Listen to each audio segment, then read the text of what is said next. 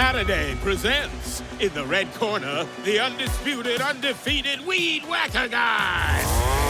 Champion of hurling grass and pollen everywhere. And in the blue corner, the challenger, extra strength Saturday. Eye drops that work all day to prevent the release of histamines that cause itchy allergy eyes. And the winner by knockout is Saturday. Saturday, bring it on. Hello, this is Tippi Hedren. I've been an actress for a very, very long time. I did two films that you might remember, The Birds with Alfred Hitchcock and Marnie, also with Alfred Hitchcock, and The Countess of Hong Kong with Charlie Chaplin. Out of my film career, I have been able to establish the Shambhala Preserve, where we rescue big cats, lions, and tigers who have been born in the United States to be sold as pets. Please look us up. And thank you, and I'm very happy to be doing the Dr. Sky Show. Welcome once again, ladies and gentlemen, to the exciting show we call the Dr. Sky Show, heard exclusively here on TeenTalkNetwork.com and on the many radio stations around the nation that do air the Dr. Sky Show. A special hello and thank you to our flagship radio station, KFNX News Talk Radio 1100. As we like to say, in our opinion, the 50,000-watt powerhouse of the desert Southwest. If you're a newcomer to the Dr. Sky Show, welcome once again. Our normal topics range from the topic and subject matter of astronomy, space, aviation, and weather, with special celebrity guests mixed into the mix. And today, ladies and gentlemen, an extraordinary guest. We're speaking with Miss Tippi Hedren.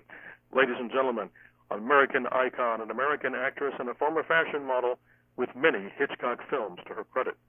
And her extensive efforts in animal rescue at the Shambhala Preserve, a 73-acre wildlife habitat which she founded back in 1983. Hedren is the mother of actress Melanie Griffith, and they share credits on several productions, notably Pacific Heights, back in 1990. Miss Tippi Hedren not only has had an extremely active acting career, but one as a political lobbyist as well.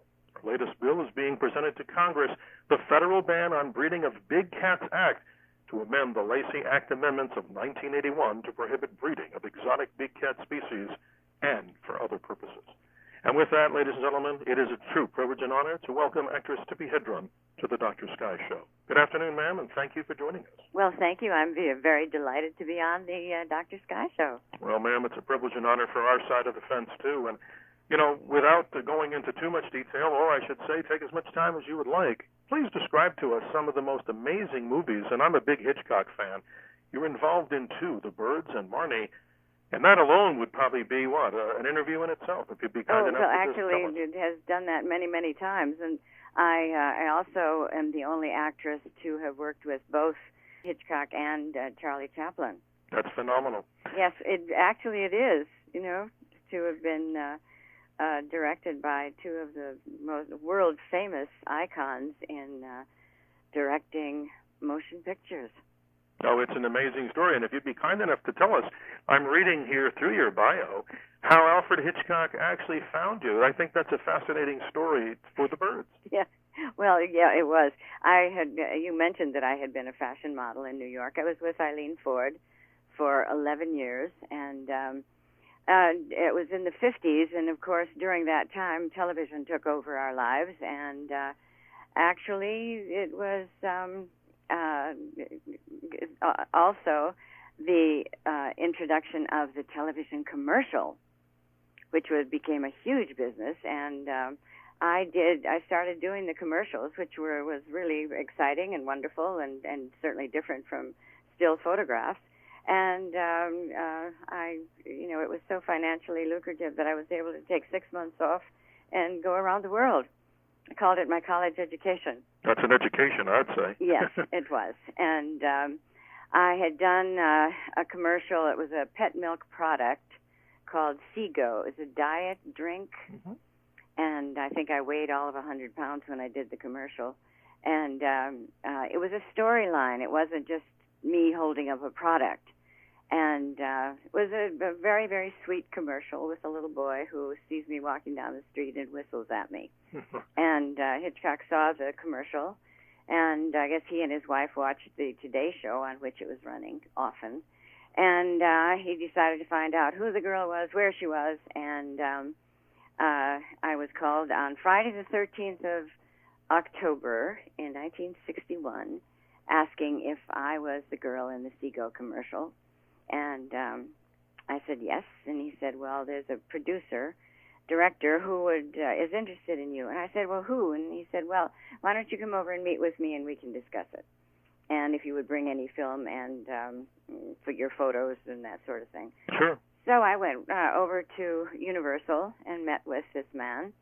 And he was an executive at Universal. And, cause sort of the first sentence was out of me was, well, who is this person? And he wouldn't tell me. He didn't tell me for the entire meeting.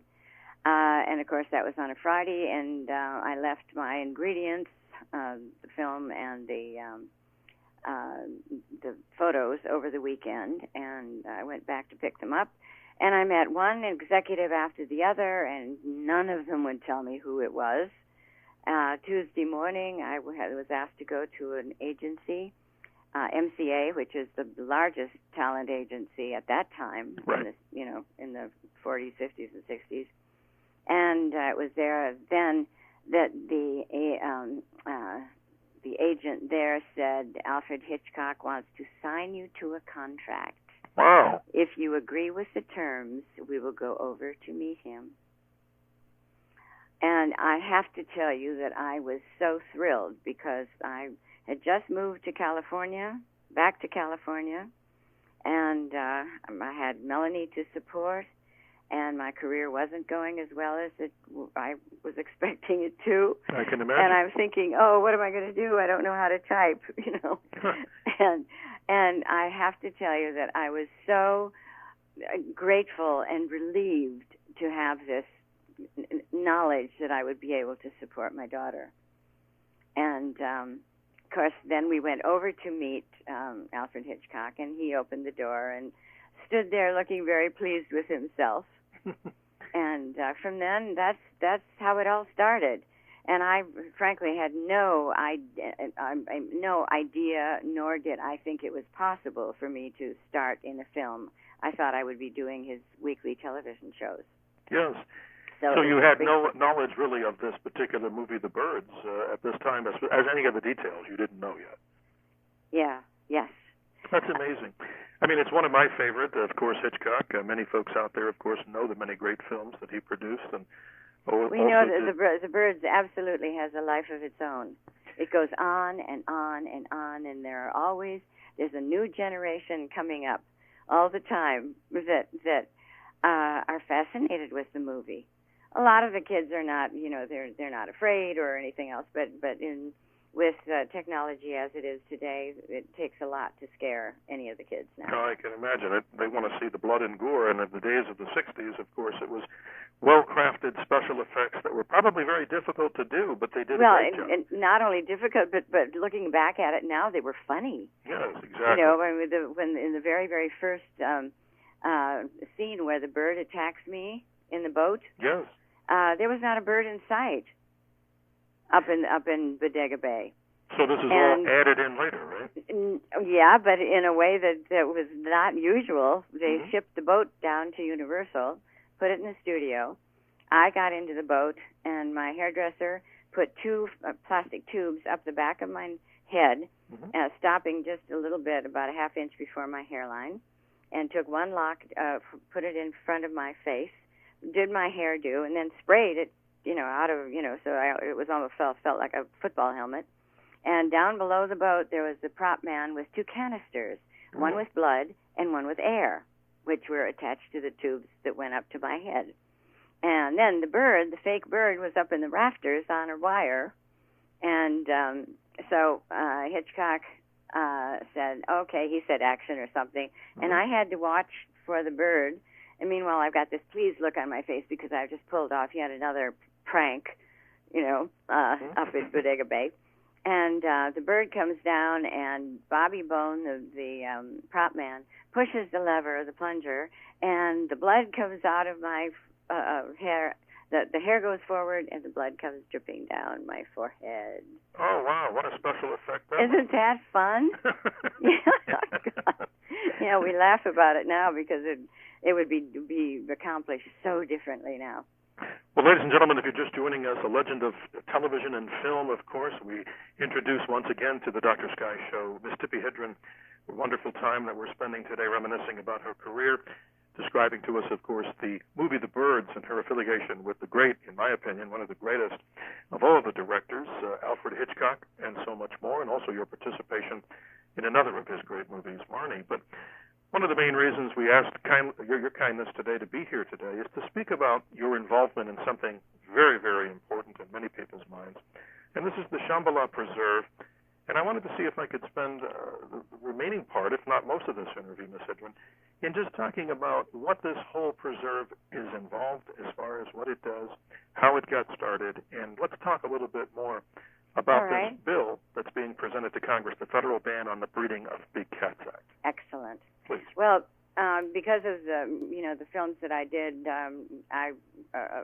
I obtained a little bit of celebrity, and I did 2 films in Africa, and one in 1969 and one in 1970, but sort of back to back. Sure. And during that time, environmentalists were telling the world that if we, the people of the world, didn't do something right then to stop the encroaching civilization, sport hunting, and poaching of the wild animals, by the year 2000, they would be gone. Wow. So there was a lot of awareness going out, and we learned about the plight of the whale and the panda, the tiger, the elephant. Yes. And my then husband, who was a producer and a director, decided to do a movie, and in kicking around ideas, that answer came to us very quickly. When we were on a photo safari in Mozambique, we saw a house that had been abandoned by a game warden because it flooded during the rainy seasons. He moved out, and a pride of lion moved in, and there were lions of all sizes. I don't know how many, 20, 25, sitting in the windows, going in and out the doors, napping on the verandas, and it was amazing. So we thought, bingo, perfect. Yes. Perfect movie site, animals that people are enchanted with. Got back to the States, the script was written using sometimes 10, 15 cats in a scene. And we were going to have Hollywood acting animals, have a 9-month shoot, over and out. The trainers of these, lions and tigers, read the script and said, there isn't any way that we can do this film. I said, why not? And he said, because of the numbers of animals you have working together. I said, well, that's the way they were living in Africa. Sure, the natural habitat. Yes. And he said, no, it isn't that. It's because of a natural instinct to fight an animal they don't know. Exactly. I don't want my cat hurt. I don't want to be hurt. Get your own animals to do it. Well, there's the sentence. There's the key sentence. Get your own animals, right? Yes. The first one was a rescue. Little, 8-week-old lion had been purchased by a doctor who lived in Mandeville Canyon in Los Angeles. By the time the little lion was 7 months old, he had destroyed the doctor's house and was taking a pretty good chunk out of the doctor because the little lion didn't have a 400-pound mom to say, knock it off, I got to teach you some manners. Yes. Nor did he have any siblings with whom to play. So the doctor became the sibling, and the doctor was screaming, somebody take this little monster off my hands. So we did, and that was our first experience with the little lions. And then at one point we had 150 big cats that we had rescued.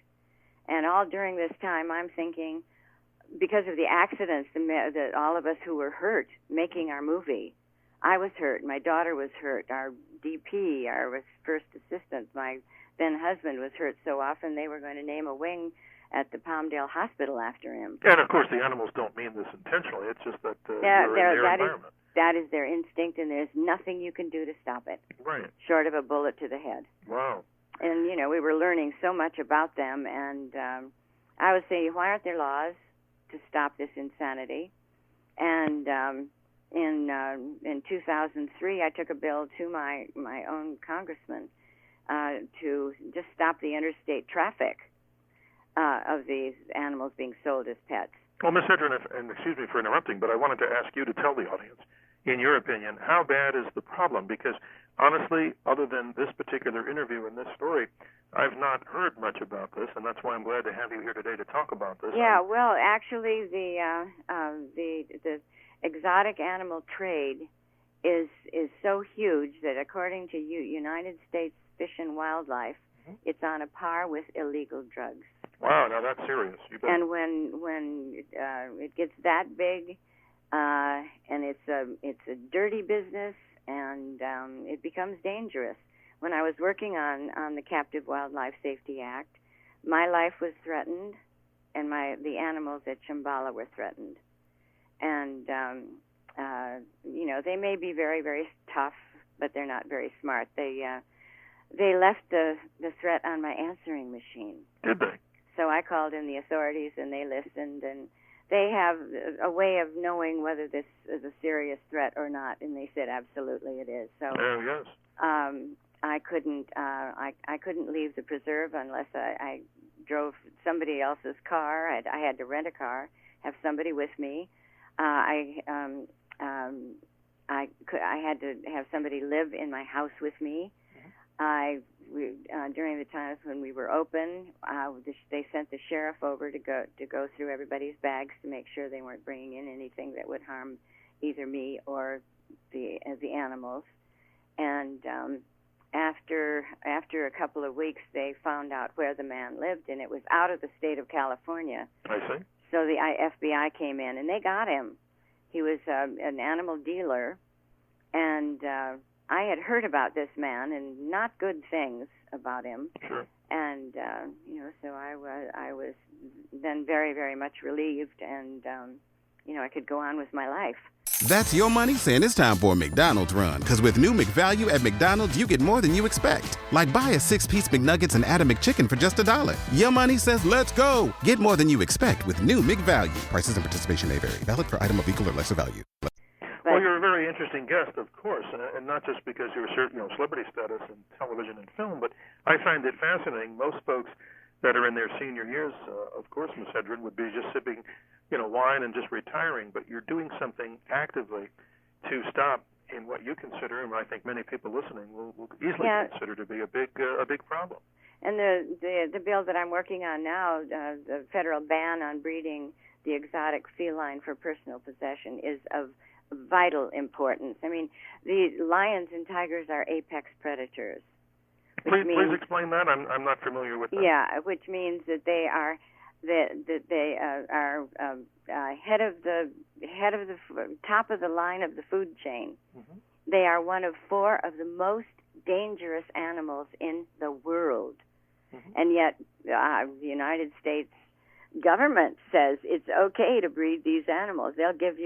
They'll not only say it's okay to breed them, but to own them, and not only that, they will give you a permit through the Department of Agriculture.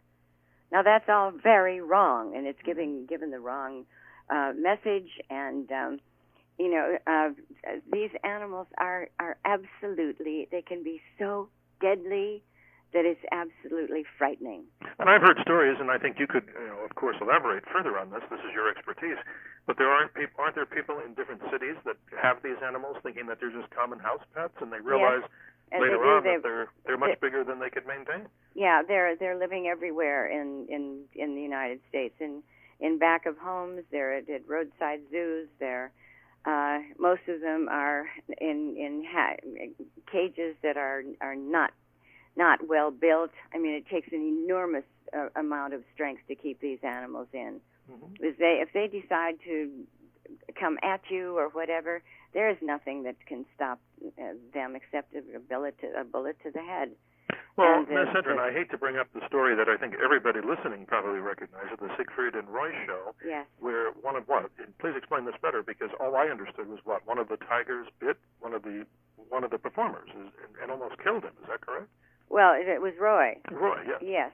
Well, and now here's another case of the instincts coming through. Mm-hmm. Roy had raised Manticore. I know Roy and Siegfried and Roy, okay. And I've been there, and they breed these animals and they raise them, and they're friends. They swim with them in the pools. I mean, all this.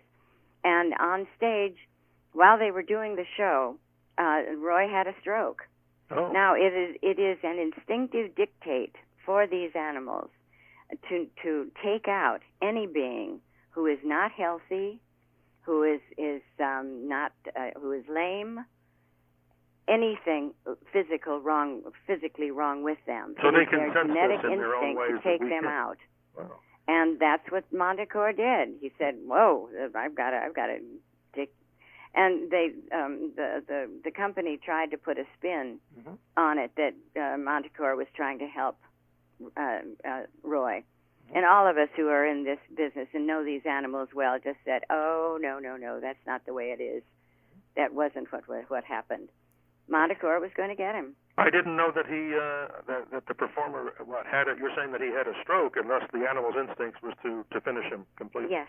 Wow. And that's exactly what happened. Didn't know that. Again, ladies and gentlemen, if you're just joining us here on the Dr. Sky Show, a real privilege and honor and a very special treat. Our special guest is legend of film and television. Her entire career spent, of course, as we all know, Miss Tippi Hedren, but also equally important, her involvement and extreme involvement, her passion for Shambhala.org. You can visit them, of course, at www.shambhala.org on the web, which I'm looking at right now, ladies and gentlemen. And I think it's important, Miss Hedren, in the few moments that we have you, tell us the progress of the federal ban on breeding of big cats act. Where is it now, and what do you see will be the outcome of this? All right, just yesterday I got the final markup on the bill, and I'm absolutely thrilled with it. Great. It's strong, it's short, it's to the point, and hopefully we'll be able to get it through, hopefully in the next 6 weeks, that it will be introduced.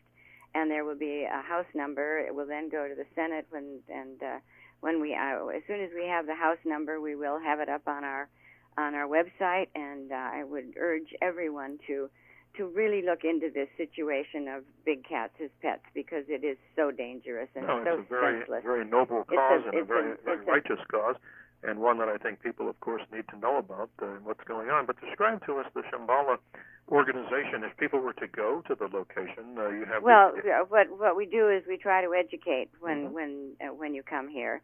We're rather exclusive. We feel that the place is for them. We're only open one weekend a month, but we will, and everybody loves coming here. They come often to go through the tour, and you can bring your picnic and sit around the lake with us and enjoy that time as well. But we have many different programs. But I think one of the we have the adoption program and the membership program and the educational program, and all of those things are very, very important in helping us.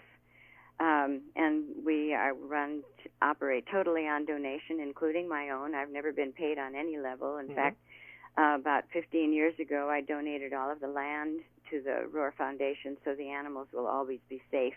But one of the nicest things we do for them is that they're not in the same cage for the rest of their lives. In fact, they are not in cages. They're in large areas, some of them over an acre. Wow.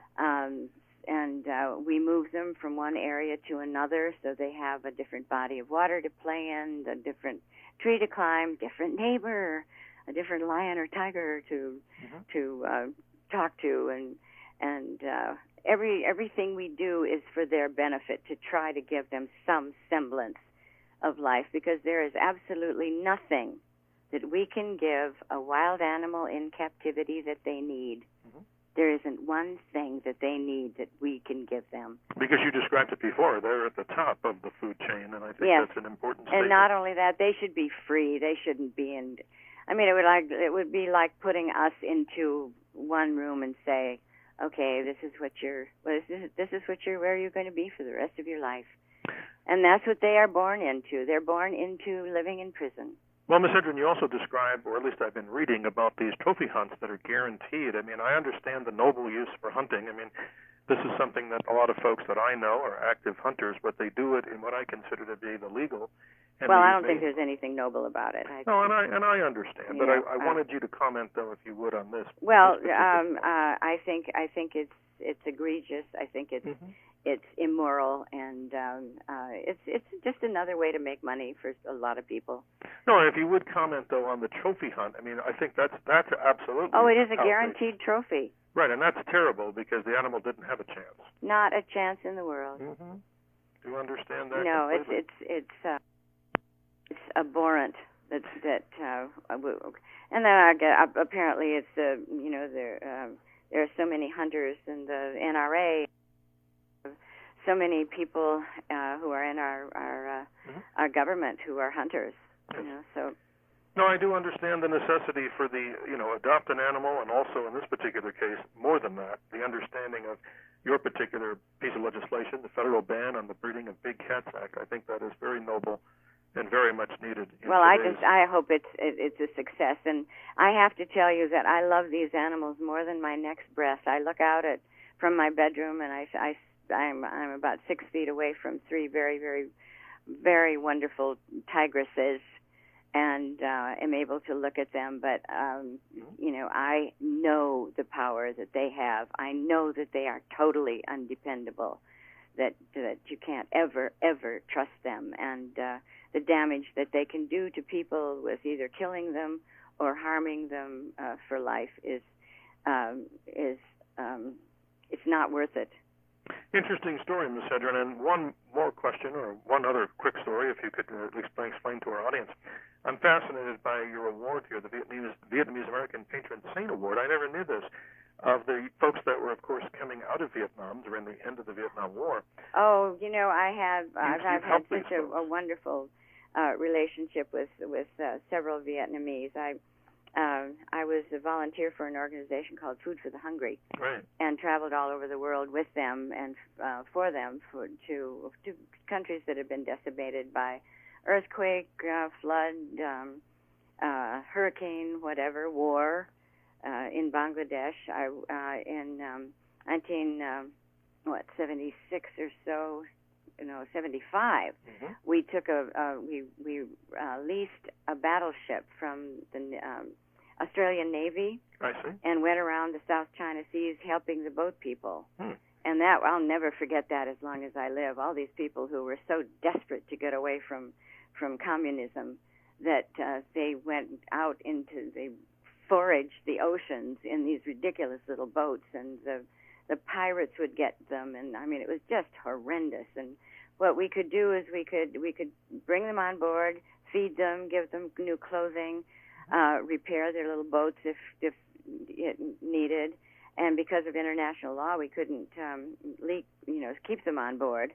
But what we could do is we could guide them to safe haven, to one of the countries where they would be safe.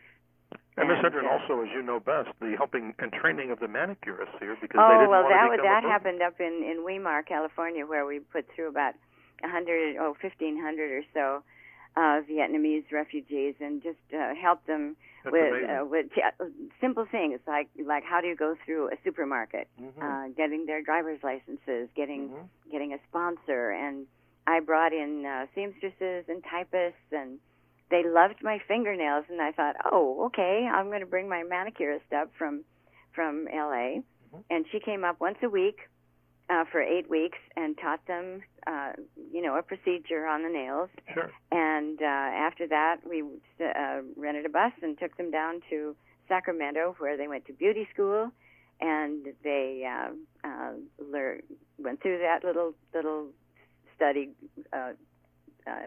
time, and they all passed the test in English and got their licenses, and they then went out into the world. And of course, the networking of the Vietnamese refugees is amazing. Sure. And pretty soon, more little shops were popping up, and now it's such a huge industry, and I'm so proud of that. Well, it's amazing, Ms. Hedren, because when our wives and girlfriends and other female friends get the, manicures or go to the nail salon, you're helping, you're part of that effort that we see so many of the Vietnamese people, of course, dominating that industry. So that's amazing that you helped to get that started. You know what I respected so much when they came in, and they were not popular when they came into our country, that they did not want to be a burden on the United States. They all wanted desperately to work and find their own way. I was very impressed with that. Well, Ms. Tippi Hedren, I want to thank you so much. To learn more about Tippi Hedren and this wonderful organization, Shambhala.org, it's www.shambhala.org. And Shambhala is an elegant and is ancient Sanskrit word that means, of course, as you know, Ms. Hedren, a meeting place of peace and harmony for all human beings, animal and human. Yes. And I want to thank you so much for spending time with us. Ladies and gentlemen, that concludes this exciting edition of the Dr. Sky Show. As we always remind our listeners here and around the world, always remember to keep your eyes to the skies and literally to the stars. Many, of course, the stars that we have from television and film of days gone by, like our special guest today, Miss Tippi Hedren. Thank you so much, Miss Hedren, for joining us today on the Thank you. I've enjoyed it tremendously. Thank you, ma'am.